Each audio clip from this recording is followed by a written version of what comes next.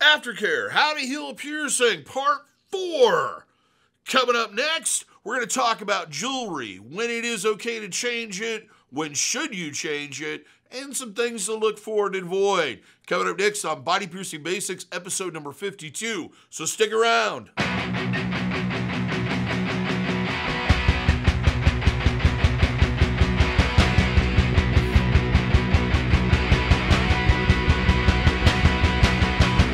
For those that are new to the channel, my name is DaVo. I'm a professional body piercer and have been since 1994. I own and operate the Axiom Body Piercing Studio, located here in Des Moines, Iowa, inside Skin Kitchen Tattoo.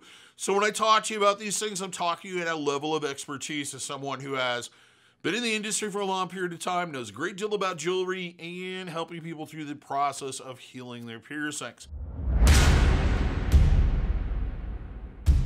This is part 4. It's kind of a much longer version, more in depth than what I would usually go through if you came in and got a piercing and I sat down and went through the aftercare instructions with you.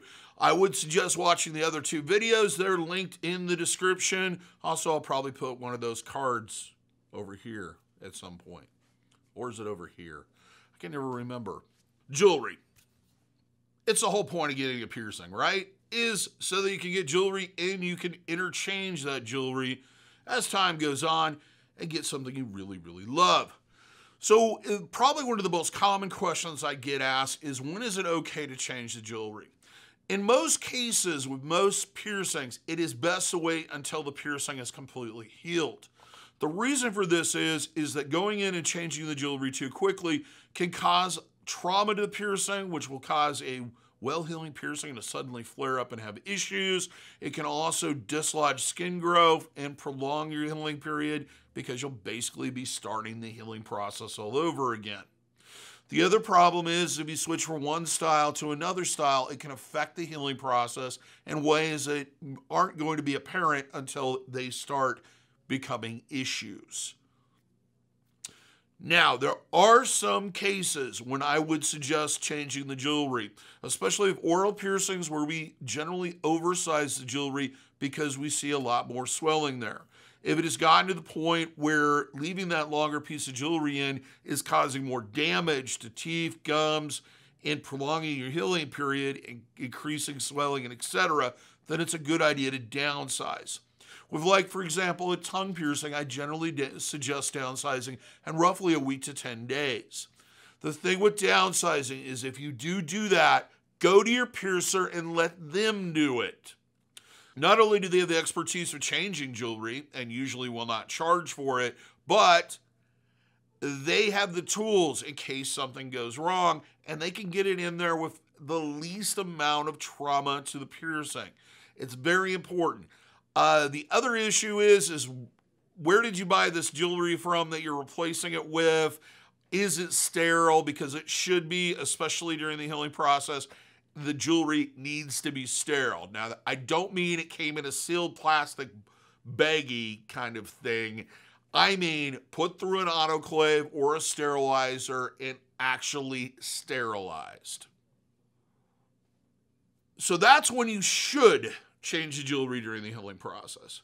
Every other type of piercing, it is best to leave that piercing alone and leave that jewelry in there until it is completely healed.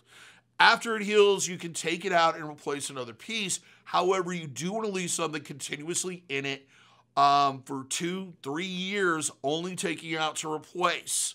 With the understanding, regardless of how long you've had a piercing, if you take that jewelry out and leave it out for an extended period of time, your body's probably going to start reconnecting the tissue and closing the piercing. So, if you like something, if you like a piercing, leave something in it. Don't take jewelry out and leave it, the piercings abandoned for long periods of time. This is one thing I do suggest that you plan ahead if you're involved in sports or any type of activity where they're going to require you to remove the jewelry. It may be best to wait until you're done with that type of activity before you get the piercing done. Just saying. Most piercers, including myself, will change the jewelry for free, especially if you purchase the jewelry from them. They'll also autoclave and sterilize the jewelry if that's possible.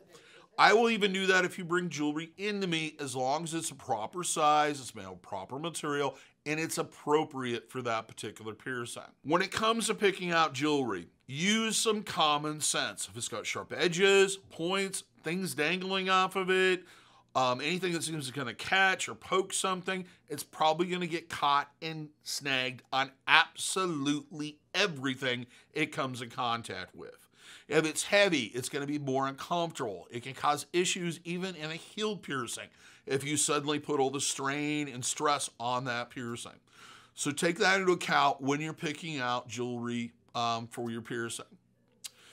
If your piercing is through a mucous membrane, places like the mouth, nostril, septum, nipples, genital piercings, never put anything made of silver or is marked sterling in those piercings.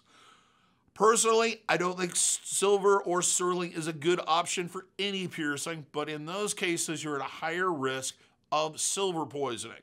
And what happens is, as that silver tarnishes and erodes, your body then absorbs silver salts, which can lead to silver poisoning, which is a permanent darkening, kind of a bluish black purple of the piercing area, sometimes anywhere the jewelry's been in contact. It is permanent. The only way to remove it is basically to have it cut out. So no silver, no sterling. Also be conscious, especially with nipple shields and etc., that they are also not made of sterling or silver. Whenever in doubt of whether or not a piece is going to work or not, contact your piercer. Have them take a look at the jewelry. If you're buying online, send them a copy of the link. They'll generally be happy to take a look at it and go, yeah, that's great, or no, you do not want that. There are a lot of places online to order from. I usually list about 2 to 3 on my 2 to 3 places I suggest buying jewelry online on my website. And the reason why I like them, and something you should look for, and actually I did a whole video on buying jewelry online, the pros and cons, also try to remember to link that in the description, is you want to look that they have the manufacturer of the jewelry next to it. A lot of these larger sites, especially if you type in body piercing jewelry, the first ones you're going to see are not quality jewelry places. They tend to stock a lot of garbage that comes from the third world. It's lower quality, usually not made of biocompatible materials, and you are not going to be happy with the results. Even in a healed piercing, and it's important, especially if you have any type of metal sensitivity, that you are 100% sure what that material is, where it was manufactured, and that there has been some form of third-party testing has been done to confirm that it is biocompatible or implant grade. Like I said before, whenever in doubt, ask your piercer, ask them for help. We're generally happy to help you. Our whole goal, me personally especially, as a piercer, is to do a piercing, put jewelry in there, and let you have that, if you wish, for the rest of your life. We want to see the longevity of that piercing continue. So if we can help you in this selection of future pieces of jewelry, or we can help you with changing the jewelry, it makes the piercing last longer. It's going to have less problems, and you're going to be much more happier with the results.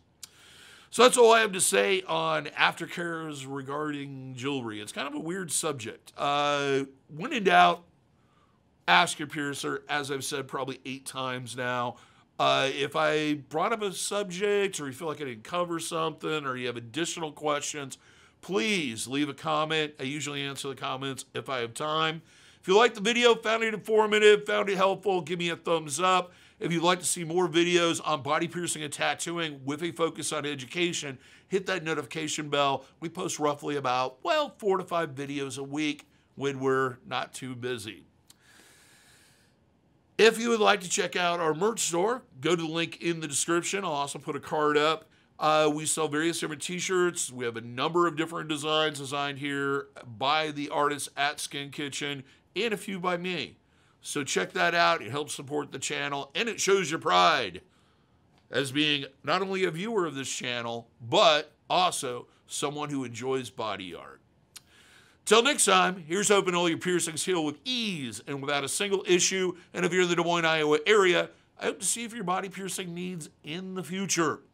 Have a good day, everybody. Call a friend or a family member that you haven't talked to recently. Just surprise them. Don't call them up for a reason. Just to talk.